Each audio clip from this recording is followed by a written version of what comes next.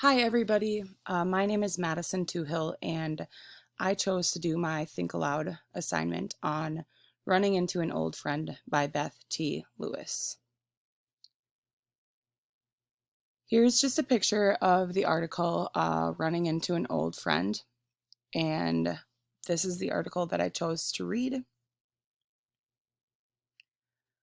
So for lines A and B, line A was the title, and right away when I read that, I thought about running into my old friends, which relates to themes and ideas, and it directly relates to my life, running into old friends.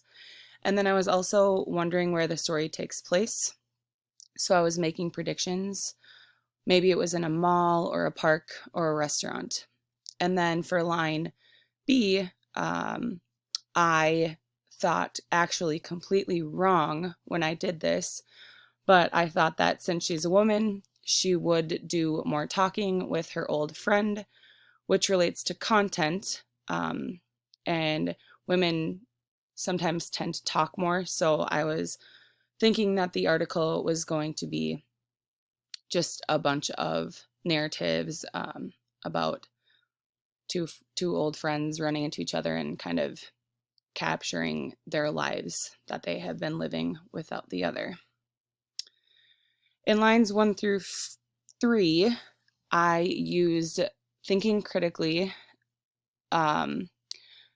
where I agreed with the author that reading absorbing text can really suck me in like I'm there.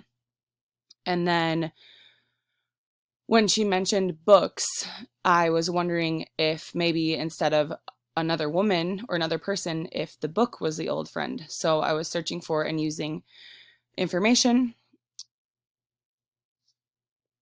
And then in lines 4 through 6, the first part I used making connections. When the author mentioned the goldenrod spine, it reminded me of the goldenrod books that my sisters and I used to read at my grandma Sally's house. And similar to this story, I saw one at a flea market yesterday that we used to read called Tawny's Scrawny Lion. And then the next part I used content, and it made me pause and think that I have never read or heard of Caddy Woodlawn. And then, like the author, I also opened up Tawny Scrawny Lion to return to old memories, which was making connections. And then I was wondering what memories the author was going to feel. So I was synthesizing new information and I was curious to learn more about the author's memories. And then for line 7, more of a little paragraph from the book, I was making inferences. Caddy was a tomboy who got along great with her brothers and her dad, but her mom and her sister were kind of discouraged. So I thought that maybe the author meant that Caddy preferred the company of her dad and brothers.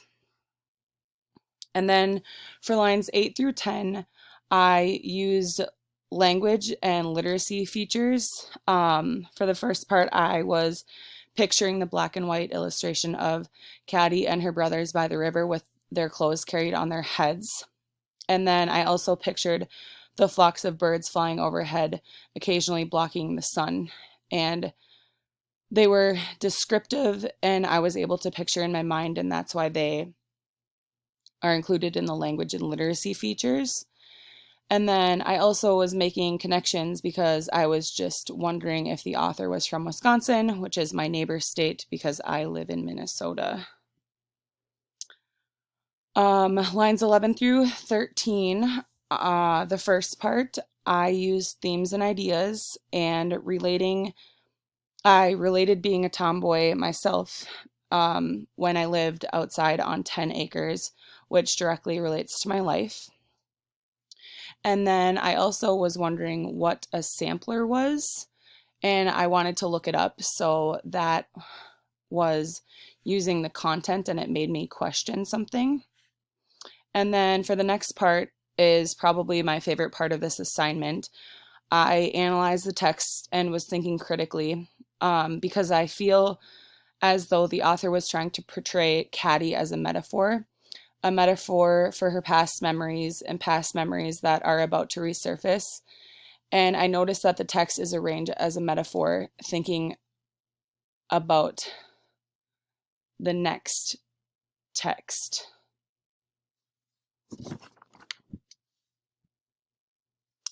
And then lines 14 through 16, I was thinking critically. The feelings that I get when reading old beloved books, knowing exactly what the author means by tastes and smells, spontaneously reviving memories. I completely agree and understand what the author is trying to say here. And then I also was synthesizing new information by wondering what other memories the author has with other books that create such of the been there qualities. And I was curious as to other books that could do that for myself. And then I made connections on lines 17 through 19, where I reminisced about my elementary school teachers. And then I used the language and literacy features. They were very descriptive, and I was able to picture in my mind her teacher's classroom and the scene that she described. And then I made connections and used content. It made me stop and think that Laura Ingalls Wilder was mentioned, and I remembered reading The Little House on the Prairie for school, but I never could remember which grade when I was reading this article, and that made me stop and think to try to figure out when I read it as a child.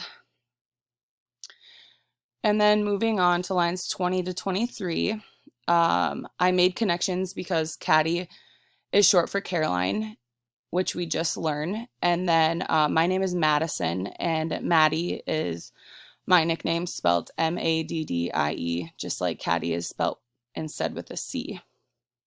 And then I also related to the typical tomboy characteristics that the author is listing here. And then I also used critical thinking, and I went beyond the author's connection. Living the author's fantasy, like living in the 1920s, was my fantasy, like The Great Gatsby. And I kind of went beyond the author's connection, where she wanted to live